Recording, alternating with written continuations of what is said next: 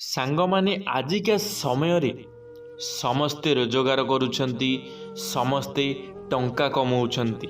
ହେଲେ ସମସ୍ତଙ୍କୁ କ'ଣ ଟଙ୍କା ଅଣ୍ଟୁଛି? ଯଦି ଆଜି କେହି 500 ଟଙ୍କା କମାଉଛି, ତାର ମନରେ ରହୁଛି କେମିତି ସେ 500 ଟଙ୍କାକୁ 1000 ଟଙ୍କାରେ ପରିବର୍ତ୍ତନ କରିବ। ହେଲେ ସେ 500କୁ 1000 ନୁହେଁ, ସେହି 500 ଟଙ୍କା ଅଣ୍ଟୁ ବି ନାହିଁ। ହଁ ସାଙ୍ଗମାନେ, ଆଜିକା ସମୟରେ ସବୁ ଲୋକଙ୍କର ଚିନ୍ତାଧାରା ଏହିଭଳି ହେଇଗଲାଣି। ସମସ୍ତେ ଅଧିକ ରୋଜଗାର କରିବାକୁ ଚାହୁଁଛନ୍ତି, ରୋଜଗାର କରୁଛନ୍ତି ମଧ୍ୟ, କିନ୍ତୁ ତାଙ୍କୁ ସେ ପଇସା ଅଣ୍ଟୁ ନାହିଁ।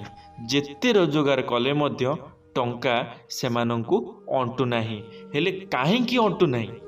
କ'ଣ ସେମାନେ ଭୁଲ କରୁଛନ୍ତି ସେମାନଙ୍କୁ ଟଙ୍କା ଅଣ୍ଟୁ ନାହିଁ? ଜାଣିବା ଆମେ ଆଜିର ଏଇ ଭିଡ଼ିଓ ମାଧ୍ୟମରେ। କାରଣ ଆପଣମାନଙ୍କୁ ମଧ୍ୟ ଟଙ୍କାର ଜରୁରୀ ଅଛି, ମୋତେ ବି ଟଙ୍କାର ଜରୁରୀ ଅଛି। ଏ ଦୁନିଆରେ ସମସ୍ତଙ୍କୁ ଟଙ୍କା ଦରକାର। ଲୋକମାନେ ଟଙ୍କା କମାଉଛନ୍ତି ମଧ୍ୟ, ହେଲେ ସେମାନଙ୍କୁ ଟଙ୍କା ଅଣ୍ଟୁ ନାହିଁ। ସାଙ୍ଗମାନେ, ଆଜି ଆମେ ଜାଣିବା ରୋଜଗାର ଯେତେ ବି କରିଲେ କେବେ ବି ଅଣ୍ଟି ନଥାଏ। ତୁରନ୍ତ ଛାଡ଼ନ୍ତୁ ଏହିସବୁ କୁ ଅଭ୍ୟାସ। କ'ଣ ଖରାପ ଅଭ୍ୟାସ ଆମର ରହିଛି ଯାହାଦ୍ୱାରା କି ଆମ ପାଖରେ ଟଙ୍କା କେବେ ବି ହେଲେ ଅଣ୍ଟୁ ନାହିଁ। ସାଙ୍ଗମାନେ, ମୁଁ ବିଶ୍ୱଜିତ ଆପଣମାନଙ୍କୁ ସ୍ୱାଗତ କରୁଛି ମୋର ଏକ ନୂଆ ଭିଡ଼ିଓରେ। ଯଦି ଭିଡ଼ିଓଟି ଆପଣମାନଙ୍କୁ ଭଲ ଲାଗିବ, ଲାଇକ୍ଟିଏ ନିଶ୍ଚିତ ଭାବରେ କରିଦେବେ। ତ ଚାଲନ୍ତୁ ସାଙ୍ଗମାନେ ଆଜିର ଭିଡ଼ିଓଟି ଆରମ୍ଭ କରିବା। ସାଙ୍ଗମାନେ, ମଣିଷ ଜୀବନରେ କିଛି ନା କିଛି କୁ ଅଭ୍ୟାସ ରହିଛି। ଯେଉଁ ସବୁ ଖରାପ ଅଭ୍ୟାସକୁ ବ୍ୟକ୍ତିକୁ ଛାଡ଼ିବାକୁ ଆବଶ୍ୟକତା ରହିଛି। କାରଣ ଏପରି କିଛି ଖରାପ ଅଭ୍ୟାସ ଯାହା ପାଖରେ ରହିଥାଏ, ସେହି ଲୋକର ଜୀବନକୁ ଅଲକ୍ଷ୍ମୀ ବହୁତ ଶୀଘ୍ର ପ୍ରବେଶ କରିଯାଇଥାନ୍ତି। ଏଥିସହ ସେହି ବ୍ୟକ୍ତି ଲକ୍ଷ୍ମୀ ଛଡ଼ା ମଧ୍ୟ ହୋଇଯାଇଥାଏ।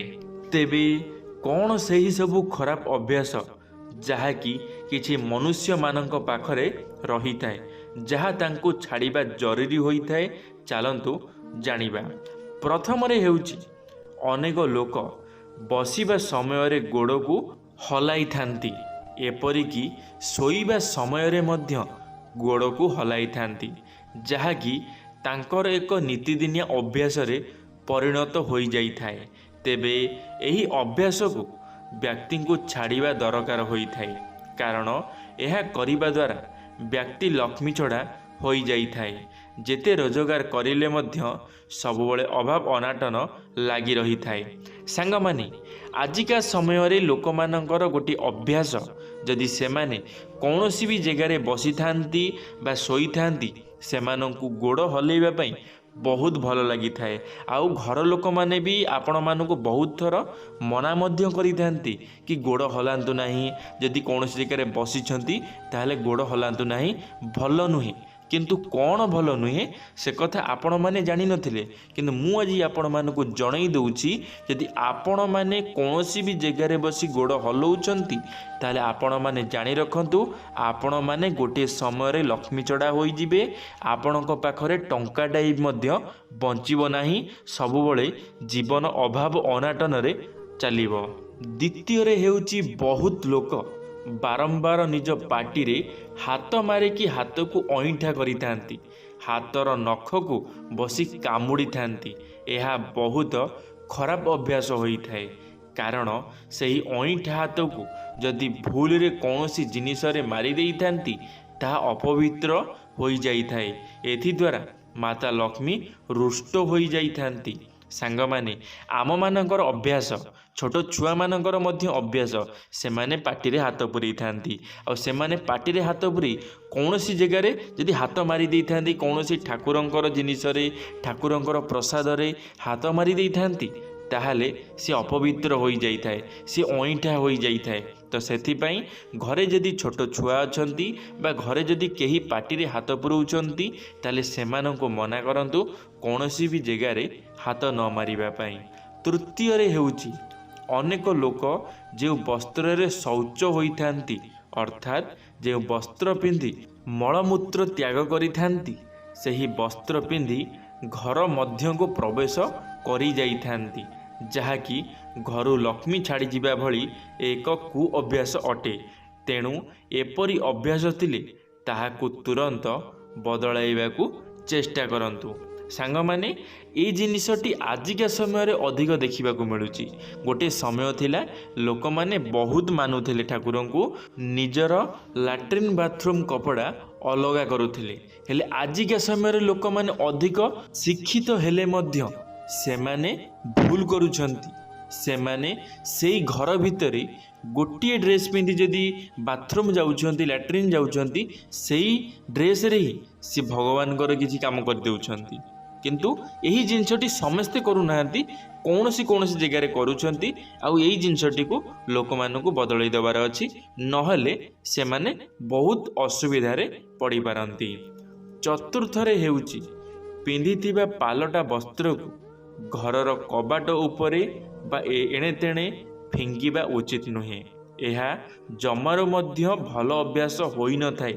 ପ୍ରଥମେ ତ ଘରର ଏଣେ ତେଣେ ବସ୍ତ୍ର ଫିଙ୍ଗିକି ରଖିବା ଦ୍ୱାରା ଘରର ସୁନ୍ଦରତା ନଷ୍ଟ ହୋଇଯାଇଥାଏ। ଦ୍ୱିତୀୟରେ, ପାଲଟା ବସ୍ତ୍ରକୁ ଯଦି କବାଟ ଉପରେ ଟାଙ୍ଗି ଦେବେ ବା ଏଣେ ତେଣେ ଫିଙ୍ଗିବେ, ଏହାଦ୍ୱାରା ଆପଣଙ୍କ ଘରେ ଆର୍ଥିକ ସ୍ଥିତି ଧୀରେ ଧୀରେ କମଜୋର ହୋଇଯାଇଥାଏ।